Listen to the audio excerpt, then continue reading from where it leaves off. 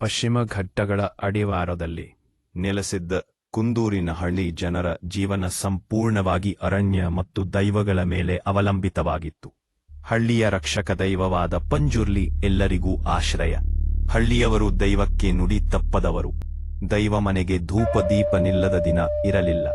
ಒಂದು ವರ್ಷ ಅರಣ್ಯದಲ್ಲಿ ಅಕಸ್ಮಾತ್ ವಿಚಿತ್ರ ಶಬ್ದಗಳು ಕೇಳಿ ಹಳ್ಳಿಯವರಲ್ಲಿ ಭಯ ಹುಟ್ಟಿತು. ರಾತ್ರಿ ಹೊತ್ತಲ್ಲಿ ಆನೆ, ಕಾಡೆಮ್ಮೆ, ಹುಲಿ, ಯಾವ ಪ್ರಾಣಿಯೂ ಸಹಜವಾಗಿ ವರ್ತಿಸದೆ ಕಾಡನ್ನು ಅಸ್ಥಿರಗೊಳಿಸುತ್ತಿದ್ದವು. ಇದಕ್ಕೆ ಕಾರಣವೇನು ಎಂದು ಯಾರಿಗೂ ಗೊತ್ತಿರಲಿಲ್ಲ. ಹಳ್ಳಿಯ ಹಿರಿಯ ಗುರಿ ಹೇಳಿದ, ಪಂಜುರ್ಲಿ ನೋವಿಗೊಳಗಾಗಿದ್ದಾನೆ. ಯಾರಾದರೂ ದೈವ ಸೀಮೆಯಲ್ಲಿ ದ್ವೇಷ ಮಾಡಿದರೇನು ನೋಡ್ರಿ. ಆ ಸಂದರ್ಭದಿ ಅಡಿವನದ ಮರಗಳನ್ನು ಕತ್ತರಿಸಲು ಯತ್ನಿಸಿದ್ದಾನೆಂಬ ಸುದ್ದಿ ಹೊರಬಂತು. ಹಳ್ಳಿಯ ಯುವಕ ಕರಿಯಪ್ಪ ಇದನ್ನು ಕೇಳಿ ರೋಷಗೊಂಡ.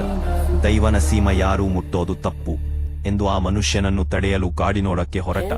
ರಾತ್ರಿಯ ಕತ್ತೆಯಲ್ಲಿ ಕರಿಯಪ್ಪ ಕಾಡಿನ ಮಧ್ಯಕ್ಕೆ ತಲುಪಿದಾಗ ಮರಗಳ ನಡುವೆ ಕಂಗೊಳಿಸುವ ಕೆಂಪು ಬೆಳಕು ಕಾಣಿಸಿತು. ಮಿಂಚಿನಂತೆ ಕೇಸರವಿಟ್ಟು ಪಂಜುರ್ಲಿ ದೈವದ ರೂಪ. ದೈವದ ನಾದ ಗುಡುಗು ಶಬ್ದ ಕೇಳಿಸಿತು. ಈ ಕಾಡು ನನ್ನದು. ಇಲ್ಲಿ ಅನ್ಯಾಯ ನಡೆದರೆ ಪ್ರಕೃತಿ ಸ್ವತಃ ಪ್ರತಿಕಾರ ಮಾಡುತ್ತದೆ.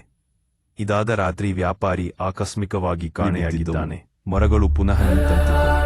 ಯಾರೂ ಕಾರಣ ತಿಳಿಯಲಿಲ್ಲ. ಹಳ್ಳಿ ಮಾತ್ರ ಪಂಜುರ್ಲಿ ದೈವದ ಕೋಪ ಶಮನವಾಯಿತೆಂದು ನಿಟ್ಟುಸಿರು ಬಿಟ್ಟಿತು. ಕರಿಯಪ್ಪ ಮತ್ತೆ ಎಂದು ಕಾಡಿನ ಮೇರೆಯನ್ನು ಯಾರೂ ದಾಟದಂತೆ ನೋಡಿಕೊಳ್ಳುವ ಪ್ರತಿಜ್ಞೆ ಮಾಡಿದ. ಎಂಬಿಂದಲೂ ಕುಂದೂರಿನ ಹಳ್ಳಿಯಲ್ಲಿ ಒಂದು ಮಾತು: ದೈವವನ್ನು ಮಣಿಸಿದವರಿಲ್ಲ, ಆದರೆ ಪ್ರಕೃತಿಯನ್ನು ಗೌರವಿಸಿದವನು ಸದಾ ರಕ್ಷಿತನು.